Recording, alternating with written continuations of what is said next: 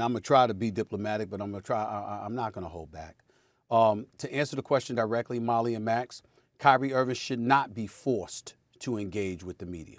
He doesn't want to talk to the media, fine. We won't miss him. But here's the reality. He should be fined every damn day he doesn't talk because you signed a contractual agreement. It comes along with your contract as an NBA player. This notion that you just get to go out on the basketball court and play, but you don't answer questions, you don't talk to the media, whatever. Understand what the media is. The media is a conduit to assist the NBA and its players in promoting its brand. That way it facilitates you generating more revenue so guys like Kyrie can get paid $33.4 million this year, $35 million next season, and then a player option to pay him $36.6 million in 22-23, even though you fresh over playing 20 games last season. Okay? That's the situation with Kyrie Irving that everybody needs to address. The bottom line is this. Kyrie Irving, as you said, Max, comes across looking. I'm not going to talk about what he is, because I actually think he's a good guy. I actually think his heart is in the right place. But I think he's immature. I think that he's occasionally selfish. And I think at this particular moment in time, he comes off as a damn snob. He thinks people are beneath him and he's above it. He looks at the media as being inauthentic. That's what he thinks about the media. You know, everything that has happened to Kyrie Irving, that Kyrie Irving has self-inflicted, go back and look at the tapes. Quote him. It's always the media. Always. You got something to say about LeBron? It's the media. You got something to say about your time in Boston? It's the media. You got something to say about wanting to move on? It's the media. You're in Brooklyn. Nobody has thought about you since the spring. You haven't played. The season was halted. You wasn't playing before then. You had shoulder surgery. You come in, and then you're not even participating in the bubble because you're recuperating from your right shoulder. And still, you wanted to sit up there and implement yourself in the proceedings by talking about how the game should not be played. You weren't playing anyway while collecting $33 million.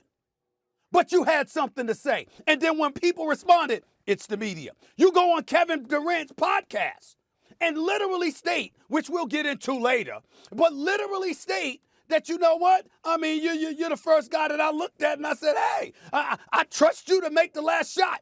And the media made up that LeBron might have a problem with that. Damn, you was taking a shot at LeBron. And you go on social media and literally state, hey, well, you know what?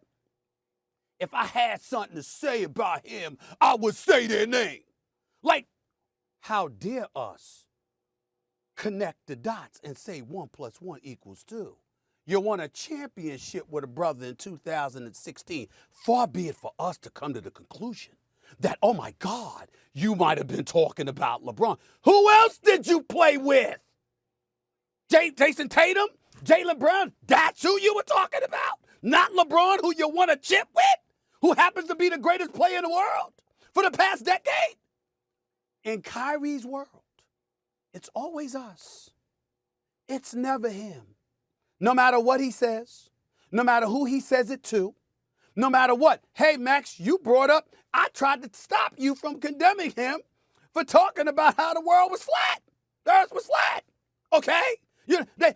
Guess what? That was you, Max. That wasn't him, Max. That was you. That was you, Max. It was your fault. It was your fault that Kyrie said that, Max. You put those words into his mouth. You forced him to articulate and disseminate that message to the world. You did that, Max.